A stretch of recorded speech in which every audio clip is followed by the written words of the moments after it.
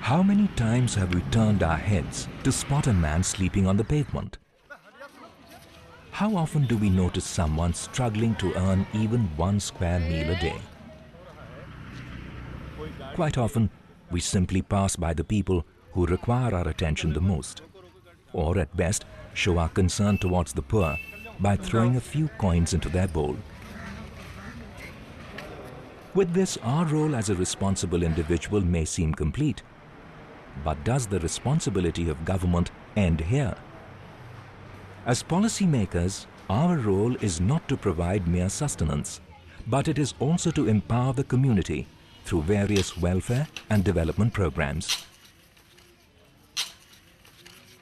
It is a daunting task to identify the vulnerable and make them aware of their rights, as many of them live in places inaccessible even to sunlight.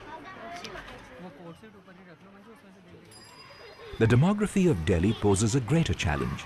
Even though the per capita income is more than twice the national average, yet there are pockets of acute poverty within the city. In spite of this, the Delhi government is committed to take everyone along for inclusive growth of the city. This was precisely the raison d'etre of setting up the Samajik Suvidha Sangam, or the Mission Convergence.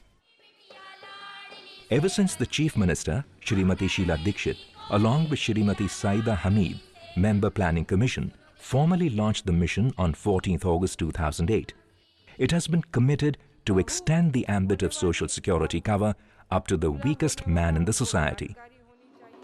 Samajik Suvidha Sangam is a small step towards larger structural changes, leading to a paradigm shift in governance, wherein the beneficiary would now become the entitlement holder.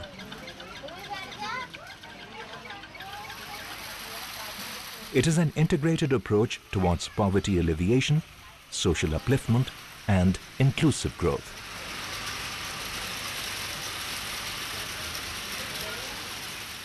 The mission has formulated a new set of criteria for defining poverty that is based on Urban Poverty Vulnerability Index rather than conventional income criteria.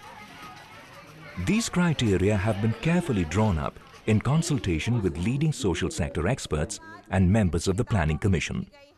One of the first tasks of the mission was to enumerate the vulnerable population in the city. Thus, a massive household survey was carried out in targeted areas that had a large concentration of vulnerable groups. This operation makes Delhi the first state in the country to have evolved a mechanism for accurately identifying the target group by using spatial, social, and occupational vulnerability as the criteria.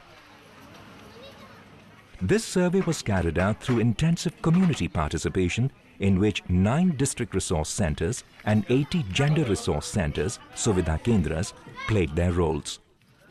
The surveyors and other volunteers were picked from the community being surveyed. This ensured that the surveyors were fully aware of the realities of the community they were working with.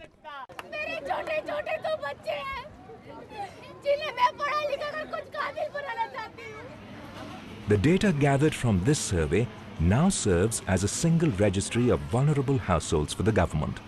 The mission is currently working on developing family development and family vulnerability indices that will help in further classifying the targeted population according to their degree of vulnerability. This exercise will prove useful in planning and prioritizing the programs and monitoring its impact over the years. The task of Samajik Suvidha Sangam is not confined to identification of the vulnerable population. It also ensures that the many existing social service facilities are fully integrated, rationalized, and cross-fertilized so as to give the optimum benefit. For supervision and planning, a governing council has been set up with the Chief Secretary as its chairman. Its program management unit is headed by the mission director. For implementation of the programs at the district level, district convergence forums have been formed. The Deputy Commissioner's offices provide the required forum for district level planning, monitoring, and coordination of programs. This makes the role of the DCs as that of development administrators. The first 2 phases of the survey have been successfully completed. nearly 4 lakh households have been categorized as vulnerable and about 3.5 lakh households as most vulnerable. The survey reveals that nearly 87,000 households are headed by women and more than 700 households by children. It would be startling to note that more than 39,000 people in the surveyed areas are rag pickers and nearly 1,37,000 are construction workers. All these people are to be given an e-entitlement Suvidha card for easy access to their entitlements. This card will be one of the ways of authenticating the entitlement holder and will help the government in ensuring that the benefits of the scheme reach out to the marginalized and the excluded community. The database is already being used by different departments for enrollment in various schemes. For instance, Rashtriya Swasthya Bima Yojana is using this database for giving away the RSBY cards in Delhi. The GRC Suvidha Kendras are acting as the facilitation and enrollment points for this program. The team of community-based organizations and volunteers work tirelessly to help the vulnerable. To cite a recent example, they identified and reached out to a homeless woman who was forced to give birth to a child in an open park. They helped her secure the benefits of Janani Suraksha Yojana for herself and Ladli scheme for a newborn girl child.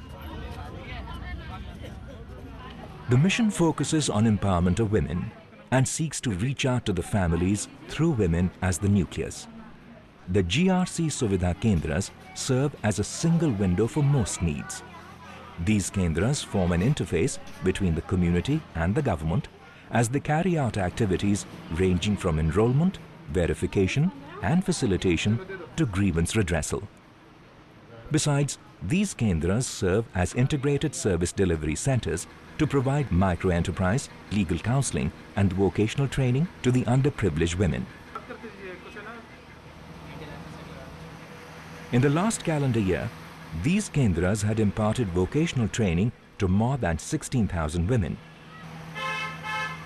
while giving legal counseling and support to 55,000 more. They had helped raise 484 women's self-help groups with about 10,000 members. Last year, only 40 such Kendras were active, whereas now their number has gone up to 78. The mission expects to double the outcome this year. The recent initiative of entrusting the running of the canteen at Delhi Secretariat to one of the gender resource centers demonstrates the commitment of the government to create livelihood opportunities for underprivileged women. All these exercises are headed towards the ultimate goal of empowering the community and making the people self-reliant while bringing accountability and transparency in governance. The mission has been making serious efforts for fulfilling the hopes of the poor through building their capacity and making them aware of their entitlements. All this has made the people look at the Samajik Suvidha Kendras with a new ray of hope. These Kendras may not be a panacea for all their predicaments, but they certainly go a long way towards empowering the community and giving people control over their life and destiny.